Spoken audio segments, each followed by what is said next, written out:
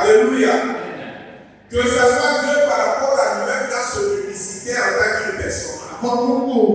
Dieu ne peut pas se délier.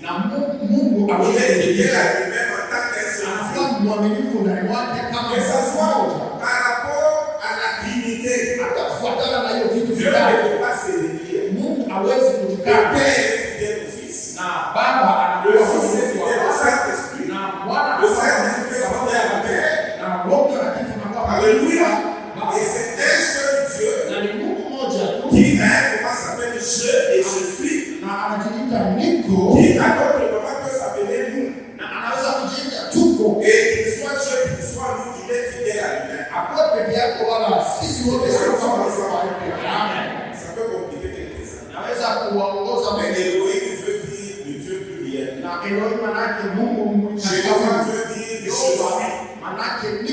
Elohim veut dire le Dieu éternel. Et quand il doit créer l'homme, il dit créons l'homme. Comme si c'était pour eux. Elle dit je suis l'éternel. Dans tout ça, Dieu est fidèle d'abord à lui-même. Il ne peut pas se contredire. Même dans sa pluralité. C'est pourquoi le Seigneur Jésus, étant au jour de sa chair dans le monde, il disait que je ne peux rien faire de moi-même. Je ne fais que ce que je dois faire au Père. Pourquoi le Fils est fidèle au Père. Et même le jour où il a été tenté au-delà de toutes ses forces, il a le sort dans le jardin de Christ. Devant le spectacle de la croix, devant la souffrance, la douleur, le sang qui devait te verser, devant la perspective de la mort. Il a dit Père, s'il était possible, délivre cette coupe de mort. Mais non pas ma volonté, mais ta volonté. Pour toujours rester fidèle au Père. Alléluia. Donc le Fils ne peut pas contredire le Père. Le Père ne peut pas contredire le Fils. Et le Fils ne peut pas contredire le Saint-Esprit. Et le Saint-Esprit ne peut pas contredire le Fils. Dieu est d'abord fidèle à lui-même. C'est pourquoi il est un seul Dieu. C'est pourquoi il est aussi le même. Hier, aujourd'hui et éternellement. Alléluia. Amen. La fidélité de Dieu. C'est qui génère l'immuabilité de Dieu. Dieu ne change pas parce qu'il est fidèle.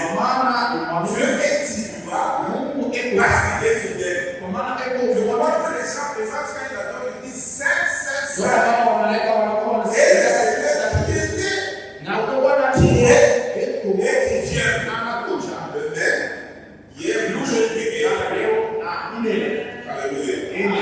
Dieu est d'abord fidèle à lui-même. Dieu ne se délie pas. Dieu ne se contredit pas. La fidélité éterne est essentielle de sa personne. Au même titre que l'amour, que la sainteté, quand on dit Dieu est d'amour, ça ne veut pas dire qu'il a l'amour. Parce que si tu as quelque chose au Père ou de la nation, ça peut finir. Dieu n'a pas l'amour. Dieu est d'amour. Sa nature, c'est l'amour. Il ne peut pas relier sa nature. C'est la même chose avec la fidélité. Dieu est fidèle. Il ne peut pas devenir amoureux parce que c'est une nature essentielle de sa nature. Dieu est fidèle.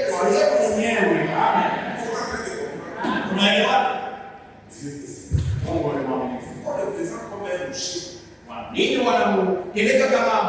savez qu'un rocher, c'est une pierre solide. Naturellement, on peut le trouver quelque part. Une masse rocheuse. Le vent peut passer. L'eau, elle peut passer. Si on prend des rochers, même dans l'eau, l'eau ne peut pas atterrir à rocher.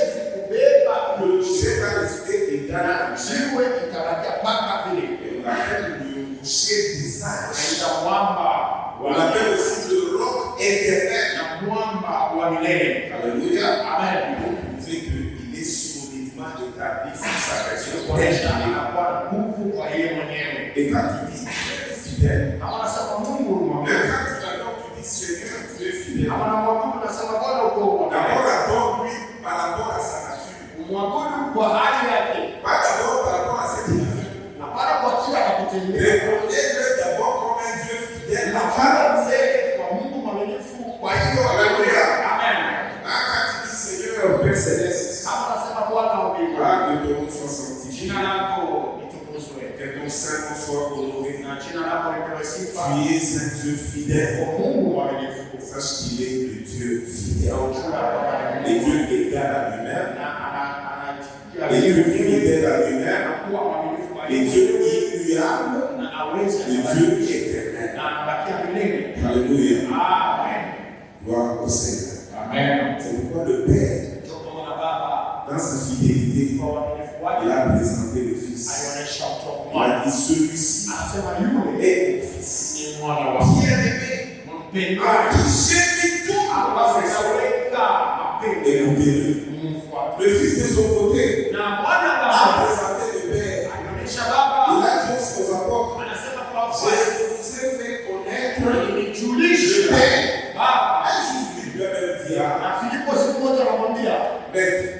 Maître, tu as trop parlé. Mais montre-nous seulement le Père. Et c'est là où suffit. Il a dit fini. Tu fais tout cet temps. On ne fait pas conduire. Mais ça veut qu'il m'a vu. Il a vu le Père. Alléluia. Donc le Père et le Fils sont un. C'est ça même aussi la fidélité de Dieu par rapport à lui. Un Dieu qui ne se réunit pas, un Dieu qui ne se concrétise pas, un Dieu qui ne s'établit pas, un Dieu qui est lui-même et c'est là éternellement. C'est d'abord la fidélité de sa nature. Dieu est fidèle. C'est le premier niveau de la fidélité. Alléluia. Or, Dieu n'est pas seulement fidèle à lui-même. Même en dehors de lui-même, Dieu est toujours fidèle. C'est pourquoi au-delà de la dimension intrinsèque de Dieu, il y a la deuxième dimension qui est la dimension extérieure de Dieu. Et là, Dieu devient un Dieu relationnel. Parce que pour qu'il y ait fidélité, il faut qu'il y ait relation. Alléluia. Amen. Il faut que nous ayons deux parties. Il faut qu'il y ait une personne d'un côté, une autre personne d'un côté. Et Dieu devient un Dieu de relation. Relation avec sa création. La création visible et la création invisible. Et c'est à ce niveau-là surtout que les êtres humains que nous sommes, nous reconnaissons la fidélité de Dieu. Parce que Dieu est fidèle à tous les niveaux des relations. En tant que Dieu créateur, en tant que Dieu d'alliance, il est fidèle. Et dans sa relation avec l'homme, Dieu est fidèle à sa parole. Dieu est fidèle à son alliance. Dieu est fidèle à ses promesses. Alléluia. D'abord fidèle à sa parole. La parole, c'est l'expression de la volonté. Et de manière générale, Dieu a exprimé sa volonté. Et il l'a exprimé dans ce qu'on appelle le verbe. C'est la première forme de l'expression de la volonté générale de Dieu. Et il a formalisé cela dans ce qu'on appelle le logos. Et le logos est finalement contenu dans ce qu'on appelle les saintes écritures. Dieu est d'abord fidèle à sa parole générale. Tout ce qu'il a dit qu'il peut faire. Dieu reste fidèle à ça. Alléluia. C'est pourquoi si tu crois en Dieu, crois d'abord dans sa parole. Parce qu'au commencement était le Verbe. Et la parole. La parole était avec Dieu et la parole était Dieu. Et c'est cette parole par laquelle nous connaissons la volonté. Écoutez ce que la Bible dit. Ça nous dans Ésaïe 55, verset 10. C'est mieux de connaître ce verset aussi. C'est un verset qui nous prouve que Dieu est fidèle d'abord à sa parole. La Bible dit, verset 10 et 11, comme la pluie et la neige descendent des cieux et ne retournent pas sans avoir arrosé, fécondé la terre et fait germer les plantes, sans avoir donné de la sémence au Seigneur et du pain à celui qui mange. Ainsi en est-il de ma parole qui sort de ma bouche. Elle ne retourne point à moi sans effet, sans avoir exécuté ma volonté et accompli mes desseins qui sont arrêtés. Amen. La parole de Dieu s'accomplit toujours. La parole de Dieu contient l'énergie et la force nécessaires pour accomplir ce qu'elle peut faire. Si tu crois dans la parole de Dieu, tu la vivras exactement telle qu'elle est décrite. Alléluia. Et dans la relation de l'homme avec Dieu, la première chose que Dieu a donnée à l'homme, c'est sa parole. Tu ne peux pas être chrétien sans connaître la parole de Dieu, sans chercher la volonté de Dieu de manière d'abord générale. Tu dois connaître la parole. Tu dois lire la parole. Tu dois croire dans la parole. Et Dieu s'est déjà arrangé. Tout celui qui met sa foi dans sa parole, qui puisse expérimenter sa foi. Dieu est fidèle à sa parole.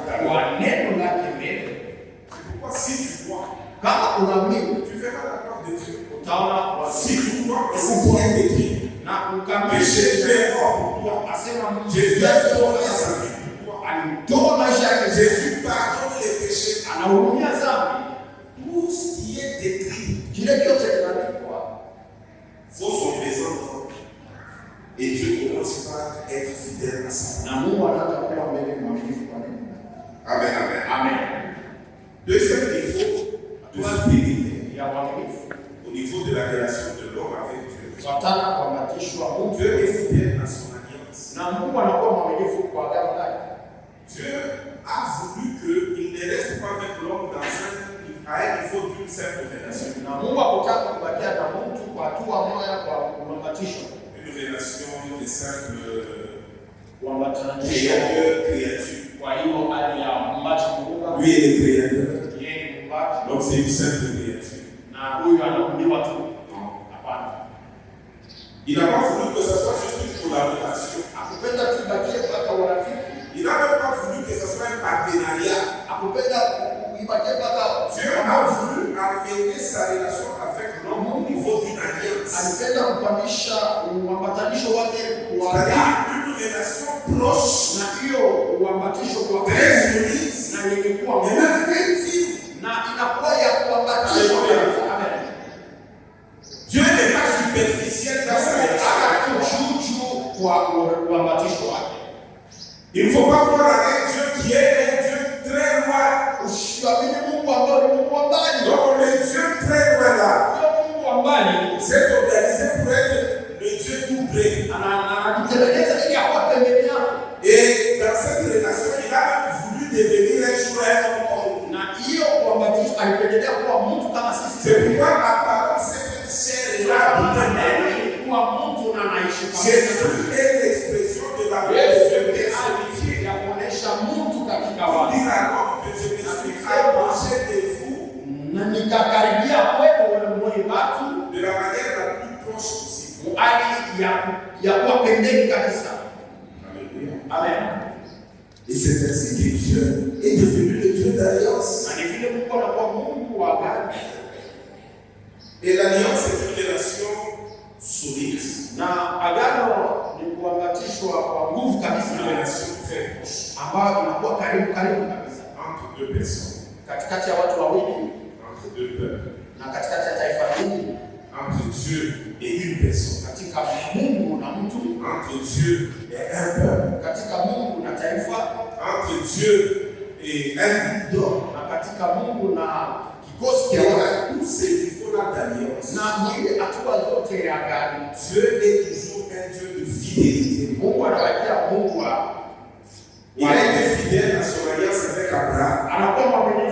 On l'appelle le Dieu d'Abraham, d'Isaac et de Jacob. Il a été aussi fidèle à son alliance avec David. On l'appelle le Dieu de David. Et Dieu dans l'alliance, quand il y a un problème dans l'alliance entre Dieu et l'homme, le problème n'est jamais du côté de Dieu parce que lui est toujours fidèle. Le problème est toujours du côté de l'homme parce que l'homme est vacillant. L'homme est instable. L'homme est souvent fidèle. La plupart de tous ceux qui ont marché avec Dieu, il y a une période où Dieu a toujours été déçu. Parce que pendant que lui reste fidèle, l'homme, lui, est souvent infidèle. C'est pourquoi dans l'alliance, Dieu fait en sorte qu'il y ait d'abord des clauses au milieu là. Par exemple, l'alliance avec Abraham, Dieu lui a promis 7 choses. Il a dit 7 choses dans sa relation d'alliance. Il a dit, je te rendrai ton nom. Je ferai de toi le père du monde. Ceux qui te béniront seront bénis. Ceux qui te maudiront seront maudits. On appelle ça l'alliance à 7 volets. Et à chaque fois, Dieu a été fidèle. Alléluia. Et le problème était du côté d'Abraham. Le Dieu d'alliance. Quand il t'a déjà choisi. Quand il t'a déjà dit je t'aime. La vérité c'est qu'il t'a déjà choisi. Et Dieu ne choisit pas des personnes parfaites. Mais Dieu choisit des personnes imparfaites. C'est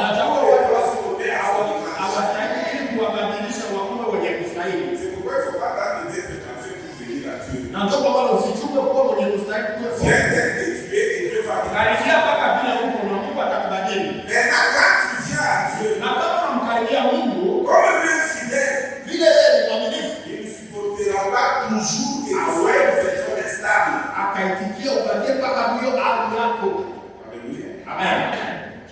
Il ne faut pas te rejeter vite. La première chose, Dieu est dans l'examen. Afin qu'il ait envers toi des pensées de colère, des jugements, des rejets, des punitions. Afin que cela devienne à l'esprit. Dieu a d'abord envers l'homme qui le choisit. Beaucoup de patience, beaucoup d'amour, une grande démarche de rapprochement et de transformation. Amen. C'est pourquoi Dieu nous supporte beaucoup. Et si tu es encore en vie, c'est parce que Dieu continue à te supporter. Parce que si tu es dans les détails de ta vie, tu ne serais pas en vie aujourd'hui. L'homme a beaucoup d'incohérence dans ça. C'est ce qu'Abraham aussi était. Alors Dieu a dit un jour à Abraham, marche devant ma face. Pourquoi? Parce qu'Abraham n'était pas intègre. C'était un homme instable. Un homme incohérent. Un homme qui commettait de grandes erreurs.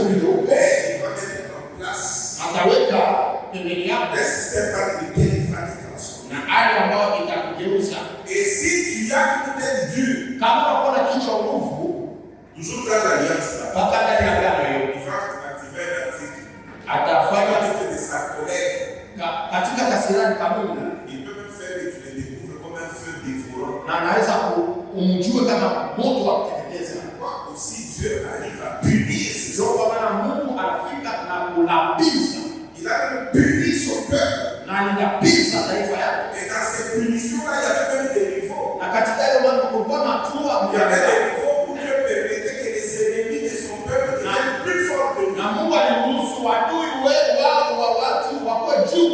Israël n'a pas été vaincu par ses ennemis. Wakati wa mmoja alikuwa chini ya kutokuamini. Il y a des choses que toi tu devais dominer qui te dominent. Kwa vitu ambao walipaswa kwa juu yao, lakini ndio vitakuwa juu yako. Mais quand Dieu voit que tu ne comprends toujours pas, wakati Mungu anakuona haupati kuelewa, tes ennemis deviennent plus forts que toi. baada ya wadui wako juu yako. Na mambo ya mwisho ni disperser dans son peuple. Ni kufanya taifa yake ya l'héritage na kubeba urithi yake. Et les disperser parmi les nations. Kupeleka mbalimbali na kwa Et taifa. le peuple perdait tous les détails. Na tumaini yote. C'est pourquoi il a fallu des ossements desséchés. Ndio kwa maana kunakuwa bonde ya hiyo ossements peuvent encore revivre. Asema hiyo mifupa inaweza tena kuisha. C'était la dispersion de chaos. Ilikuwa ni kuwatupa kwa Mais à cause de sa fidélité, na jua uaminifu. Dieu ne rejette pas toujours. Na Mungu atakuwa amani. Dieu même s'il a déjà dispersé. Hata Mungu alishakutupa mbalimbali kama unajishusha. Si tu te répands, kama unaomba toba sincèrement, na ni kweli, Dieu peut te rassembler de partout.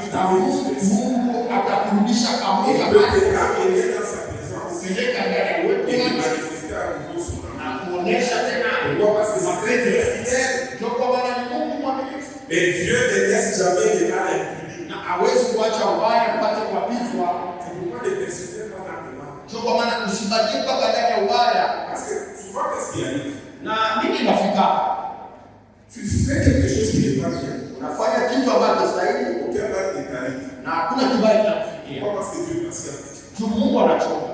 Dieu est très patient. Ni Mungu anakuwa na Tu hiyo. fais encore quelque chose de mal. Unafanya tena Et kibaya, tu es comme bébé. lakini unajikuta unabarikiwa. Tu fais l'affaire, ça marche. Unafanya kitu Tu kinaendelea fais na unafanya ubaya. tu regardes, tu dis, hey, Unaona, unasema comme les péchés, ça te fait une maana zambi haifanye kitu.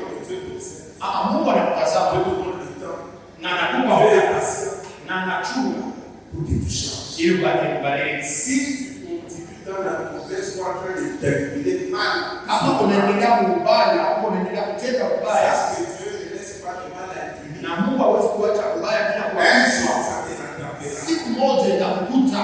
Alléluia. Amen. C'est pourquoi il ne faut pas aimer le péché. Ndio kwa maana tusipende dhambi.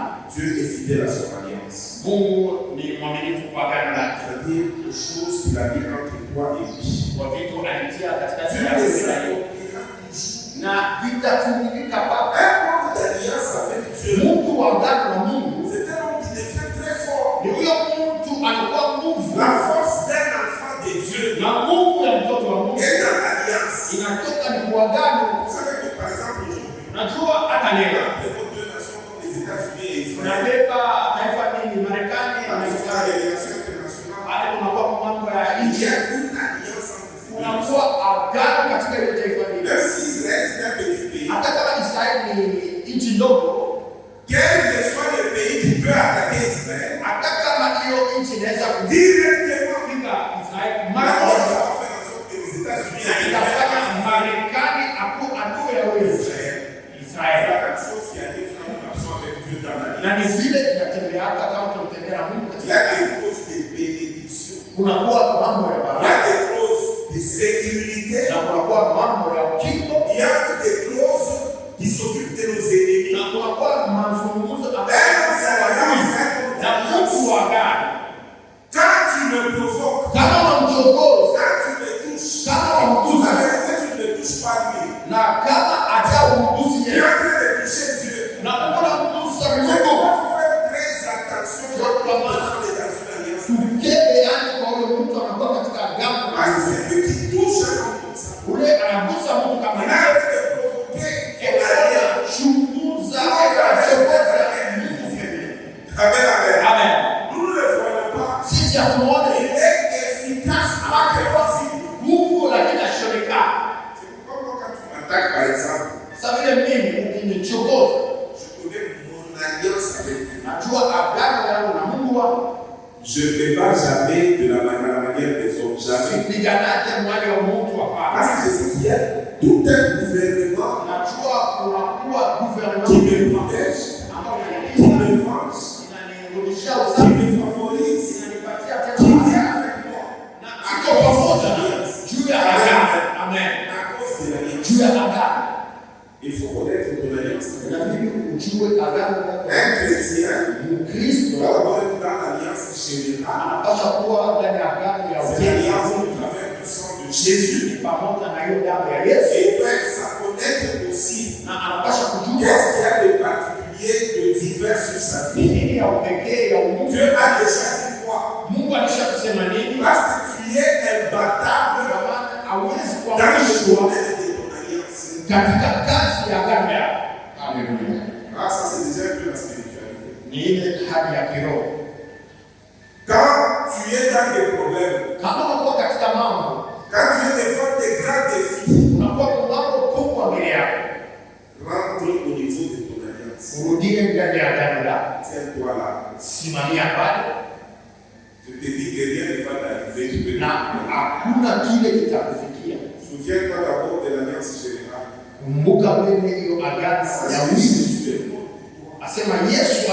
Jésus est mort pour toi. Donc tu as déjà donné ce qu'il a de plus cher. Donc tu es très grande valeur. Dieu te considère, Dieu te connaît. Au-delà de ça,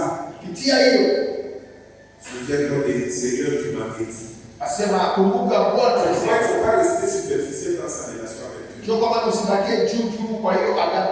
Sois profond. Connais les dieux de ton alliance. Approche-toi du Dieu de ton alliance. Tu verras sa fidélité. Tu vivras sa fidélité. Tu verras tes ennemis avec toi. Dieu va les confronter. Dieu va les punir. Comment l'échec sera toujours dans leur camp. Et toujours dans ton camp. Même parfois quand tu le fais bien. C'est vrai qu'il y a beaucoup de choses, Dieu se bat à notre place.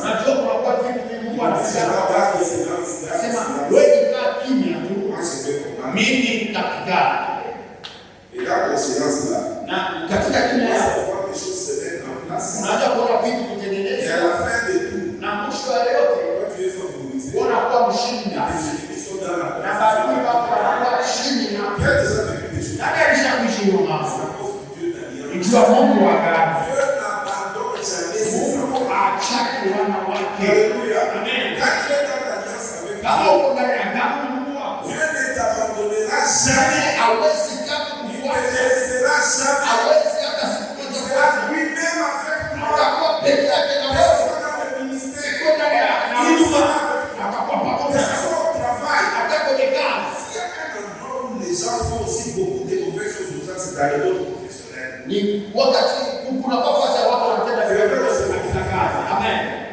Il faut vivre la réalité de l'alliance aussi là-bas. Tu as des ennemis, tu as des complotistes. Parfois tu ne le fais bien. Tu n'as rien fait. Quelqu'un regarde, c'est pas ta tête. Tu choisis de ne pas t'aimer. Tu choisis aussi de commencer à te combattre. Souviens-toi de l'alliance. Dieu de mon alliance. Regarde comment c'est possible.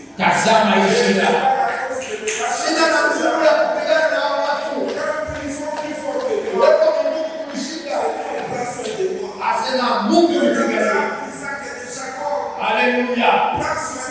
Unipiganie. Quelque chose doit vous passer.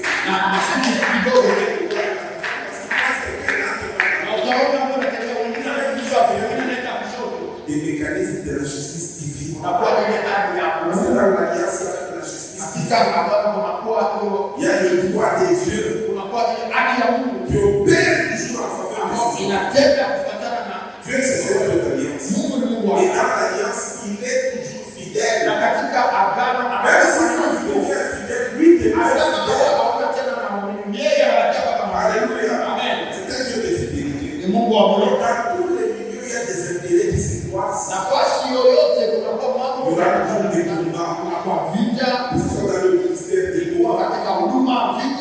au travail des combats, kwenye ofisi kazi, parfois même dans ta propre famille. hata ndani ya chama yako peke yako. Il y a aussi des combats. Kuna kwa vita. Alléluia. Amen. Il faut que tu sois dans l'alliance avec Dieu. Inabidi kuwa ndani ya agano na Mungu. Pour que les sorciers de ta famille sachent que celui-là c'était un enfant de Dieu. Ili walozi wa jamaa wajua sema Ça veut dire que mtoto ton wao. alliance, c'est pourquoi tu es encore vivant. Unajua kuna ndani jamaa na kungali wai. On a déjà tenté parfois Baisha kupima huko na huko et de tuer. na kufungua. Peut-être on t'a même déjà mené jusqu'à l'autel. Sasa moja waisha kupeleka kwenye zabao. Ça c'est comment ça se trouve. Vous savez quand vous en sortez, C'est un processus. ni ile mwenendo. Vous va t'appuyer sur le vêtement. On va prendre la Bible dedans. Vous va t'épeler avec le pied. Et là où on doit ramener. Vous va t'expliquer Et là où on va parler de mauvaises choses. je sais qu'à un moment, on va t'amener jusqu'à ton image sur l'autel. Na wakati kama watabeba picha yako wanaelekea Mais kwenye ils n'ont zabao. jamais compris comment ça marche. Na hawaelewi namna gani ya Mais vitembea. Dieu peut les laisser évoluer de point A à point 2. Na Mungu anaweza kuacha Point 2 maendeleo au point 3. na kutoka kwa hali ya tatu. Il est le rédempteur qui les attend là-bas. Ni yeye anawachunga pale. Le rédempteur qui se lève toujours béni. Ule anasimamaka wa mwisho. Quand il pense que c'est fini, Wakati ambao wanawazia wanaweza, c'est le jour où il désavance le ni plus. pale anafanya mambo yake. Wakati anachokoza na ile upinzani na upinzani Toujours total. inakuwa ngambo ya de la honte. Le pauvre, comment ça marche pas? Et comment est-ce que tu as fait? Tufikirie kidogo. Dieu a nini? Dieu Mungu. Mungu wa gani? Anakinga kabisa kwa kweli. Na ile ukingaji aichokake. Na licho lake linaona maji kote. Na inafanya basi wengine wanakutumia eko pale. Basi wewe unatengeneza matengenezo eko pale. Na tazama basi wataendelea eko pale. Mungu akana. Ni Mungu akaleta ile katika gani? Mungu anakutengeneza ili afanye kwa ule ili kuleta neema. Mungu wa manema. Asema ni Mungu wa manema. Na maisha na Mungu inabidi kukua wakati kunakuwa alama na miujiza na ishara. Mungu anataka na katika ukaukiwa kama leo unalia kesho uko na mwenye kisha kesho mpaka vile pamoja na Mungu sio vile. Unaweza kulia leo ni kawaida, na Mungu anatuelimisha kile kitafika kesho. Inabidi kukue vitu ujiulize peke yake vinatoka wapi, na hii neema inatoka wapi? Sikuwa na pesa ya kufanya hii mambo, inatoka wapi? Nafikia hapa je? Amen. Mungu akuneemeshe mkazi yako, Mungu akuneemeshe katika makazi yako, Mungu akuneemeshe ndani ya huduma yako, Mungu akuneemeshe. Unapaswa kuishi Mungu wa agano. Amen. Na vitu vibadilike. Vitu. Kile napenda kusema hivi. Il faut que dans ta vie, certaines choses arrivent. Inabidi mu maisha yako vitu fulani vitoke. Donc tout le processus hiyo kuendesha kwa échappe à la logique des hommes. Itoke kwa akili ya watu. Mais toi, on te voit seulement au niveau du résultat. Lakini wewe waone matokeo. Et les gens commencent à se poser des questions. Na watu waanze kujiuliza. Est-ce arrivé là-bas pour moi? Anafika pale J'ai chini. réussi ça pour moi. Anaweza On je. a épousé pour moi. Anamuomba je. Alléluia. Amen. cause des faveurs de l'alliance. Dans l'alliance, il y a des faveurs, il y a la protection, il y a plusieurs autres choses. Nous ne parlons pas de l'alliance, nous parlons du Dieu fidèle à son alliance. Donc nous laissons ça. Troisième point, on va terminer par là. Dieu est aussi fidèle à ses promesses. Dieu, c'est un Dieu des promesses. C'est un Dieu qui annonce d'avance les choses. C'est un Dieu qui a le plaisir à promettre. Et puis un temps passe. Il a aussi le plaisir d'accomplir ce qu'il a promis. Avec Dieu, nous sommes dans un système de promesses et d'accomplissement. Il y a des choses que Dieu ne fait que quand il les a déjà annoncé longtemps avant. Pour que tu saches qu'il est réellement Dieu. Et que la parole qui sort de sa bouche ne passe jamais. C'est pourquoi d'ailleurs, dans l'Homme 23, 19, il est écrit ceci. Dieu n'est pas un homme pour mentir. Il n'est pas un fils d'homme pour se repentir. Ce qu'il a dit, ne fera-t-il pas? Dieu dit des choses. Dieu promet des choses. Et quand il le promet parfois, ta vie ne ressemble à rien par rapport à ce qu'il a dit. Ta vie ne ressemble à rien. Et il te promet des choses. Je bénis Dieu parce qu'à travers tout ça, ça fait augmenter notre foi et notre confiance. Si dans ta vie, Dieu t'a déjà promis des choses, et Dieu les a accomplis, ta confiance va être renforcée. L'image que tu as de Dieu va être construite. La Bible dit que la réputation de Dieu s'est accrue à cause de l'accomplissement de Dieu. Plus Dieu accomplit ses choses, plus cet homme-là a une image très renforcée. Alléluia. C'est pourquoi quand Dieu t'a déjà dit des choses, ne regarde pas tellement ta condition actuelle. Ne regarde pas ton âge.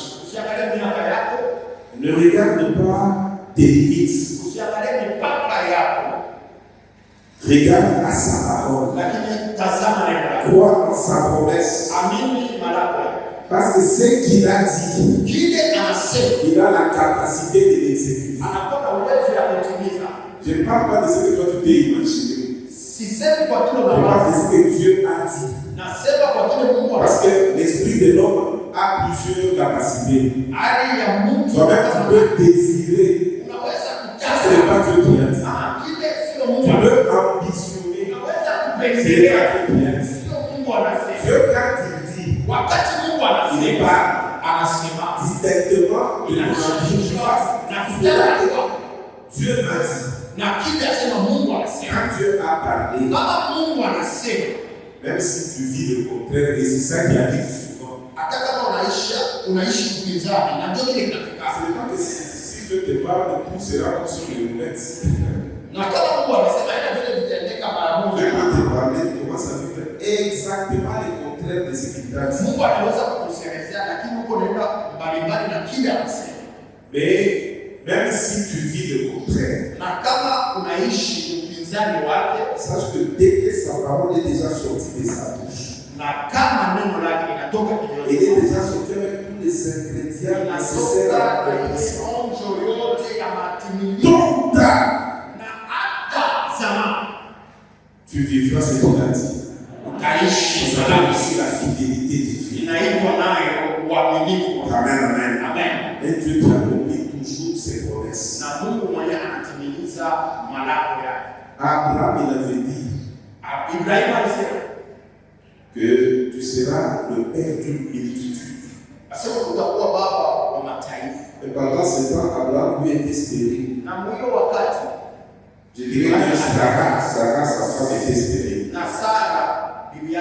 Mais un homme stérile Mungu qui expérimente la stérilité na ule anaishi ile utasa va devenir l'ancêtre d'une multitude. atakuwa mkambo ya taifa. Vous savez que parfois Dieu a établi la contradiction Na unajua Mungu anaweka pour que upinzani ses œuvres soient reconnues comme ses œuvres à lui seulement. ili kazi yake ijulikane ni kazi yake pekee yake.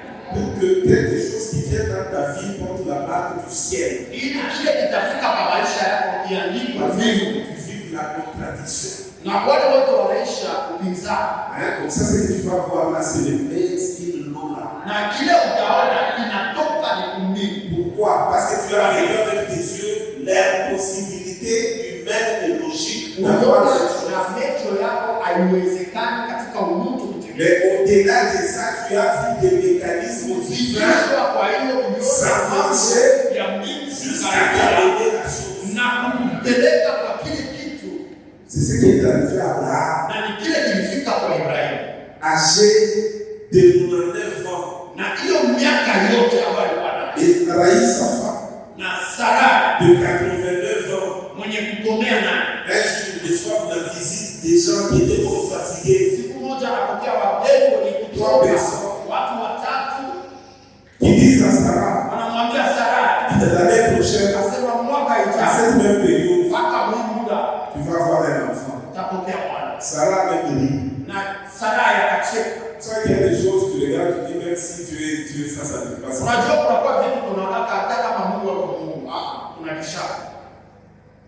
Tu regardes toi-même les tenants et les aboutissants, tu dis, Unatazama bon, je crois que Dieu est Dieu, hein, mais ça va même, et pardonne-moi tout ça. Mungu eko Mungu, lakini hivi vitu Parce que ça ne anasema peut pas arriver. haiwezi kufika, haiwezi.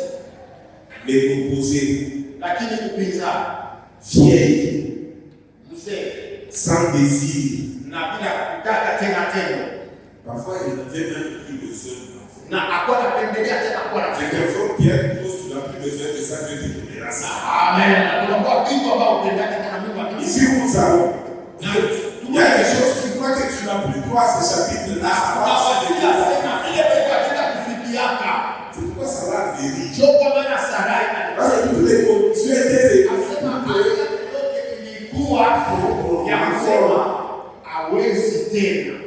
Celui qui a dirigé ma thèse, un professeur, Ule anisaidia kwa tezi yangu ni mwalimu. il était un peu âgé. Anakuwa amejikomea. Un jour, on l'a appelé pour quelque chose. Siku moja wanamuita kwa kitu fulani. Ah, il a dit, à mon âge ici, c'est le plus nécessaire. Anasema kwa miaka yangu hii Vous savez haiwezekani. qu'il y a des choses à un certain âge, c'est le plus nécessaire. Na kuna kwa vitu ambavyo miaka ambayo tunayo unasema haina tena faida. Mais c'est le trouvé qu'il a eu la chose dont il parlait que c'est le plus nécessaire. Na nikikuta alipokea kile kitu ambao alikuwa anasema Voilà, mais ça sera fini par les ils ont dit à Sarah, ils sont partis. Sarah n'a pas qui. Et Sarah est restée là. Usée, Vieille. ménopausée, Bila sans désir. bila kutaka tena. Elle n'est pas d'accord. Et la grossesse. Alléluia. Amen. Il est immédiatement là. Et la grossesse a évolué.